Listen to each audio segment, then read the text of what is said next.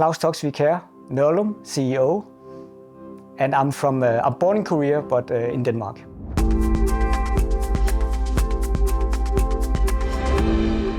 I started really early. My mom found a drawing when I was 4 years old. And I somehow knew all the time that was it for me.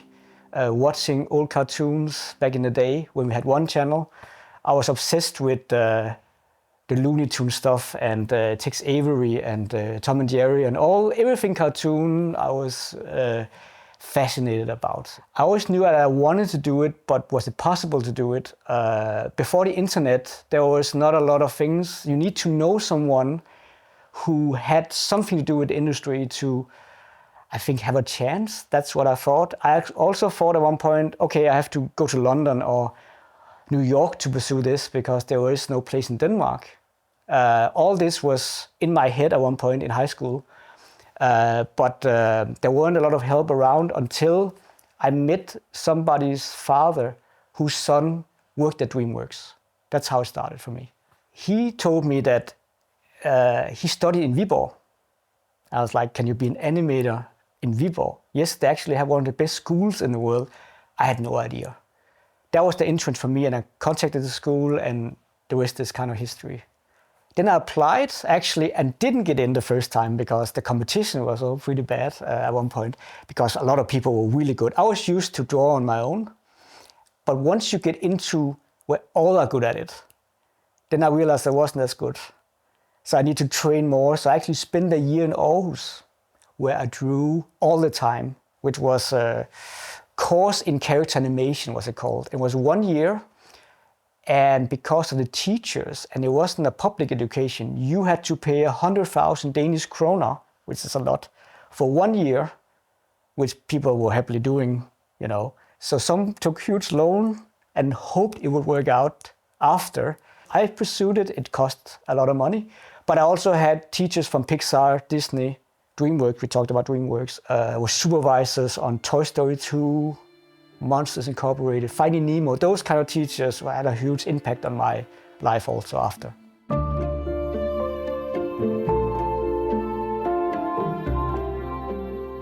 The struggle was not getting into the school, or so I thought, you know, you have to prove yourself to be accepted into a great school. The struggle started after you're done with the school and you have no place in the industry because you have no experience. And this is an experience-based industry. So what I realized after getting the course diploma, was nobody wanted me because I had no track record. And this is all about what you've done before. You start from scratch. I realized, okay, this is gonna be tough. So I had a ton of rejections. I applied jobs, and it was like, no. I probably spent a year and a half thinking, was this the wrong choice, even if I loved this industry? And there was a pressure too that you gotta work at one point, come on. But I just did this, and this was my passion, so I refused. And one opening came at one point where I had a friend who did make it. He said they just fired their production manager, or they just let somebody go, and they're looking for one. And I know you're good at planning projects, at least that's how I remember. If you are willing to come to Ireland, I think you have a shot at it. And I was like, okay, I have nothing to lose, let's try. And then the producer called me and said, hey, you got a recommendation, do you want to come? And I was like, is that easy? I struggled for years. And he said, sure, but you have to come in a week's time. Otherwise, it's not possible. We need somebody now. And it's Ireland, so you got to stay here a couple of years. And you don't have much time to decide, so let me know. So I went there in no time and worked there almost 2 years. And in the end of that, I started as an assistant probably. But when the time was done, I supervised 2 teams. My priority was the BG, the layout team, and the animation team. So it was crazy to start there and ending up actually being the production manager. That was a fun ride, but also a crazy time.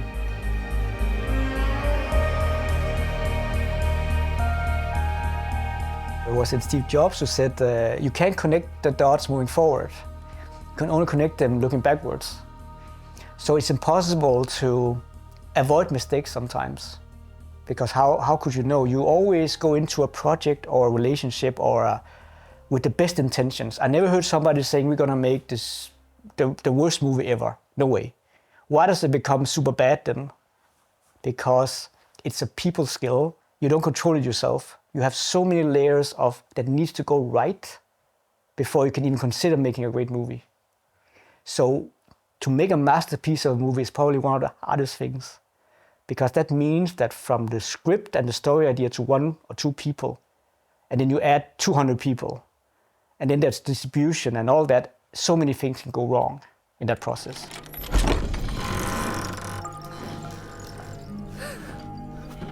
Each project represents different challenges because it's different people. So I never worked, even if I've done multiple films, it was never the same job. It's the people that makes the movie. So it's the people who decides, how it's going to be made, the choices that we take each day. So I'm never really, you never get bored, let's say that. I worked on teams that can solve any problem. You threw any problem at them, they will find ways, because they were that connected and they were that creative that even the hardest problems was easy. And then when teams doesn't work, it's impossible to even solve the smallest problem. And no matter what you did, it wouldn't work either, because people had no interest in solving it. I even worked on teams that made the movie 10 times better than the budget was, because they cared. And all that you see in the film, wow, that was not the intention, but it happened.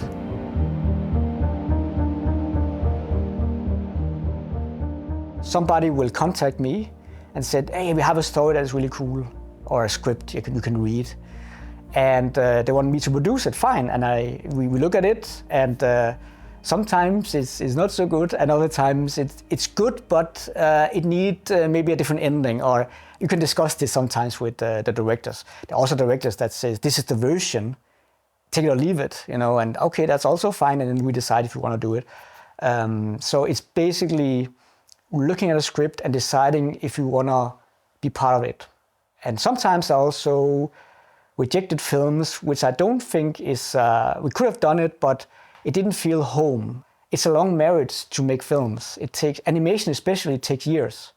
But in my life, it's 2 years sometimes or more. That's a long time to get, to have arguments if you're not agreeing. And the worst thing that can happen in a partnership in film is to get a divorce. That's what I usually put it. So when you look at something, it's the project, it's the story, it's the people involved, it's everything, and you decide, that's at least how I do you want to get married? And what I realized looking at it this way is that the more I look at it saying it's a marriage, because relationships is also difficult, it usually works when you have enough respect for each other and love, you can get through almost any problem. But when you don't have that, you can't even deal with this small thing without getting really annoyed. This is a big commitment, because when it does go wrong, you can also sue each other.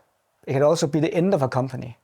So that's why I'm saying, if the vision the director has is here and I'm all over here, this is not a good marriage, because we will not see eye to eye. There's too many differences. So I realized this really early on, that you need to be somehow aligned in the vision or the idea or the concept, and the more I am, the less I have to interfere also.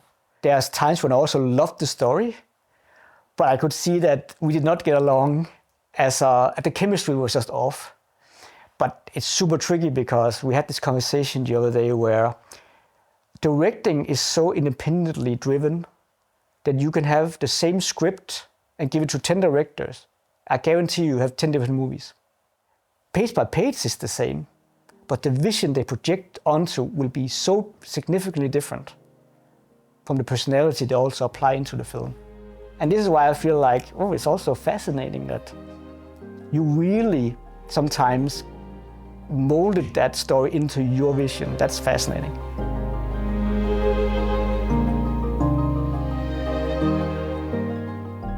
When I started, we had one project always, which is not very good if in terms of a business strategy.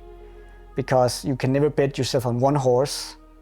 Chances are it will not win. So I also learned the hard way, you need 7 or 8 projects, simply as that. If like 5 get rejected, you still have the others that they might want to do. So when you start out as a director, of course you have very little projects. Usually you have 1. But what the industry wants is, and I tried this myself, is, okay, what else do you have? And when they ask you that question, you better have something else, because maybe 1 is on pause, 1 will never be made, but we have others to look at. We have projects that I maybe spent 5-6 years on, and they're not financed yet, but I also don't want to let them go. So they're too meaningful somehow that I still want to try, but it wasn't possible in the landscape to finance it until now. But I'm confident that one day it will happen. I heard that from other really successful producers that some projects took 10 years to realize. Fine, as long as they get realized. Or even longer, because if it's something that you're still thinking of, it must be good. But there weren't any who were willing to throw in the money yet. But times are changing, so maybe they will in 2 years. That's what my hope is, that I still have a few projects that I've had for a long time. And then there are projects that get financed right away. Like, yeah, they wrote it, they pitched it, we're taking it, and everybody says, sure, this is also happening,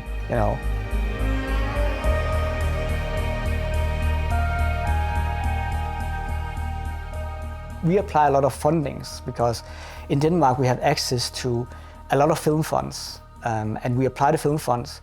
That doesn't mean you get what you apply. So don't exactly know how much you're gonna get until you get the answer.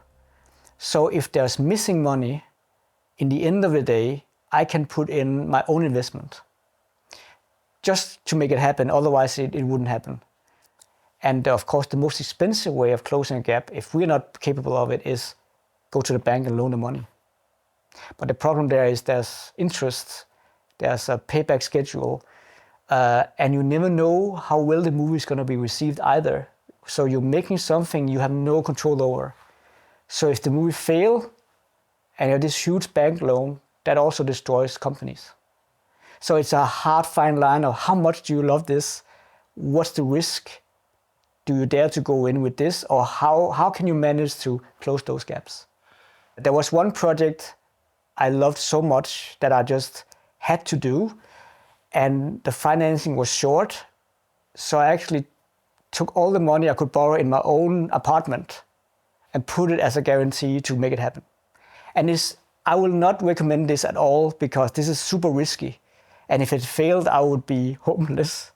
I know others who have done the same, but it can also backfire. But it tells a little bit about what we're in and how much we live it also, which I think is interesting in any way, because I have family members who would never do this for anything. Sometimes you get something that is just so good that if I'm not doing it, somebody else will. I mean, there's no life that is safe. Let's just put it in perspective of everything you do. I could also, hopefully not, die tomorrow. You don't know when it's over. And that risk-taking sometimes also can benefit you. Then if I'd done no risks, I probably wouldn't have this career I have now, if I think about it. If I was completely 100% safe, there are certain projects I wouldn't have been part of, for sure. That now I'm so grateful I have been part of them. So you see that there is a little bit of risk you probably need to take to also get what you want.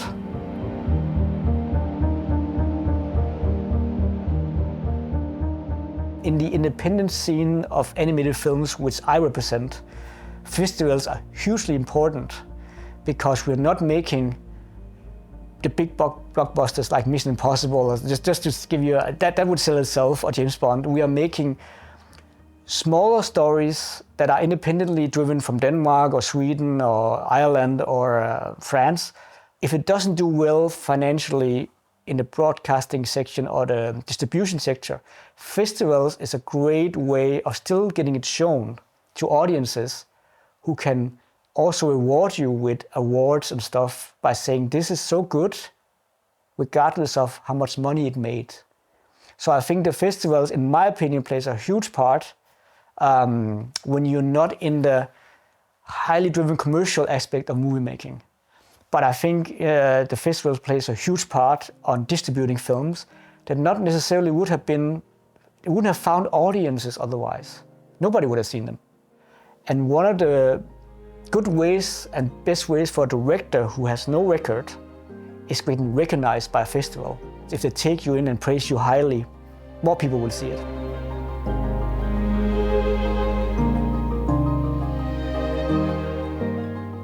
You should have dreams, even if they are not being realized. I think it's healthy to have something that you always aim for.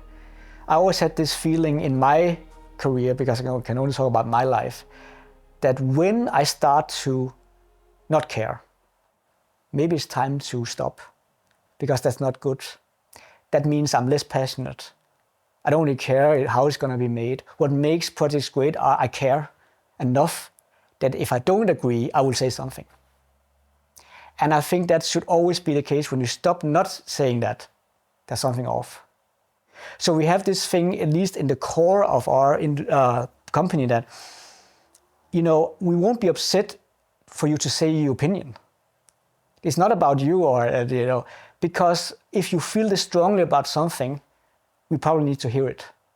Because we cannot change it later. Now it's too late, And I know that Pixar and when have similar things where never hold back. Even if you're gonna piss us all off, you probably have something on your mind that is valuable. So I think that's a very important statement to say, that when you're working in creative environments, your opinion is always valuable. And we can discuss it or disagree or something, but rather that than not saying it. And then you could have changed something significantly that will make the movie better, but you didn't say anything. That's not what we want.